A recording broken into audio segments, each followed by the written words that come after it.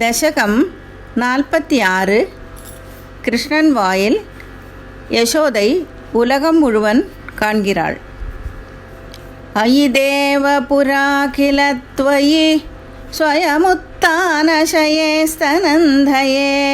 பரிஜృంభணதோ வ்யபாவ்ருதே வதனே விஸ்வமஜஷ்டவல்லவி புனரப்யதபாலகை சமம் त्वयि लीलानिरते जगत्पदे फलसञ्जयवञ्जनक्रुधा तव मृद्भोजनमूजुरर्भकाः अयि ते प्रलयावधौ विभो क्षिदितो यादि समस्तभक्षिणः मृदुपाशनतो रुजा भवेद् इति भीता जननी चुकोपसा अयि दुर्विनयात्मक त्वया किमु मृत्सापद वत्सभक्षिता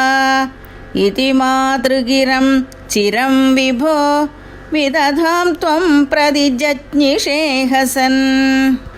अयि ते सकलैर्विनिश्चिते विमदिश्चेद्वदनं विदार्यताम् इति मातृविभत्सितो मुखं विकसत् पद्मनिभं व्यदारयः अभिमृल्लवदर्शनोत्सुकां जननीं तां बहुतर्पयन्निव पृथिवीं निखिलां न केवलं भवनान्यप्यखिलान्यदीदृशः कुहचिद्वनमम्बुधि क्वचिद् क्वचिदभ्रं कुहचिद्रसातलम् मनुजादनुजा क्वचित्सुराः ददृशे किं न तदा त्वदानने कलशाम्बुधिशायिनं पुनः परवैकुण्ठपदाधिवासिनं स्वपुरश्च निजार्भकात्मकं कदिधा त्वं न ददर्श सामुखे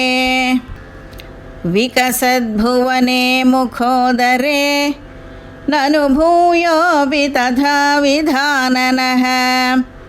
अनया स्फुटमीक्षितो भवान् अनवस्थां जगतां पदातनोद् धृततत्त्वधियं तदा क्षणं जननीं तां प्रणयेन मोहयन् स्तनमम्ब